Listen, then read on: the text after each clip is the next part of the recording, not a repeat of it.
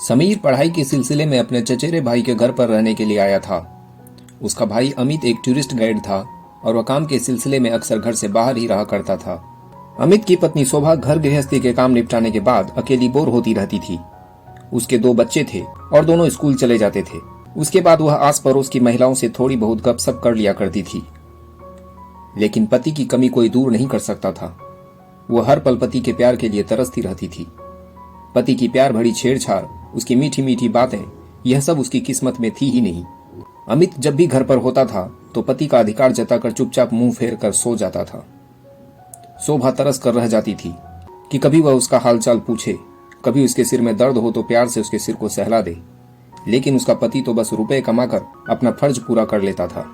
जब से समीर वहां पर रहने के लिए आया था तब से शोभा को बहुत अच्छा लगने लगा था, क्योंकि समीर हर वक्त अपनी भाभी के साथ हंसी मजाक करता रहता था और वह अपनी भाभी का बहुत ध्यान भी रखता था। धीरे धीरे दोनों एक दूसरे के काफी करीब आ गए थे और शोभा मन ही मन समीर को पसंद करने लगी थी। समीर की उम्र भी कुछ ऐसी थी कि वह अपनी भाभी की सुंदरता को देख उसकी ओर आकर्षित होने लगा था, लेकिन दोनों एक दूसरे की चाहत से अनजान थे। एक रात समीर का भाई घर नहीं आया था। उसकी भाभी ने जल्दी से अपने बच्चों को सुला दिया और अपने देवर के पास जाकर बोली, देवर जी बच्चे सो गए हैं, जरा मेरे कमरे में आइए ना। उसकी भाभी उसे अपने कमरे में आने का इशारा करके चली गई तो समीर भी कांपते कदमों के साथ कमरे में पहुंचा तो उसने देखा कि उसकी भाभी अस्त व्यस्त कपड़ों में पलंग पर लेटी हुई थी। उसे देखते ही समीर की नजरें उसकी भाभी के कटावदार बदन पर टिकी रह गई। उसकी भाभी ने समीर की इच्छाओं को भांप लिया और जल्दी से दरवाजा बंद कर दिया। दोनों की आंखें शरारत से चमक उठी और फिर दोनों एक दूसरे की बाहों में खो गए। उस रात उन दोनों ने मर्यादा की रेखा पार कर दी और रात भर दोनों सुख के सागर में डूबते उतरते रहे। अगली सुबह समीर को अपराध बोध महसूस होने लगा कि अपनी भाभी के साथ उसने यह क्या कर दिया, लेकिन उसकी भाभी ने उसे समझाया कि हम एक दूसरे को पसंद करते हैं और इसमें कुछ गलत नहीं है।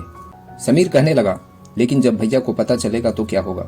शोभा के पास इस बात का कोई जवाब नहीं था, लेकिन अब दोनों एकांत का फायदा उठाकर हमेशा एक दूसरे के साथ रोमांस करने लगे थे। एक रात ऐसे ही दोनों एक दूसरे की बाहों में खोए हुए थे कि तभी अचानक से अमित घर आ गया। उसने उन दोनों को इस अवस्था में देखा तो खुद पर काबू नहीं रख पाया और उसने उन दोनों की जान ही ले ली। बाद में पुलिस ने उसे गिरफ्तार कर लिया। उसके बच्चे आज दूसरों के भरोसे अपनी जिंदगी गुजारने को मजबूर हैं। इस तरह 2 लोगों की हवस ने कितनी सारी जिंदगी बर्बाद कर दी। दोस्तों, जिंदगी में चाहे कितनी भी मुश्किलें क्यों ना आ जाएं, अपने जीवन साथी के साथ बेवफाई कभी नहीं करनी चाहिए।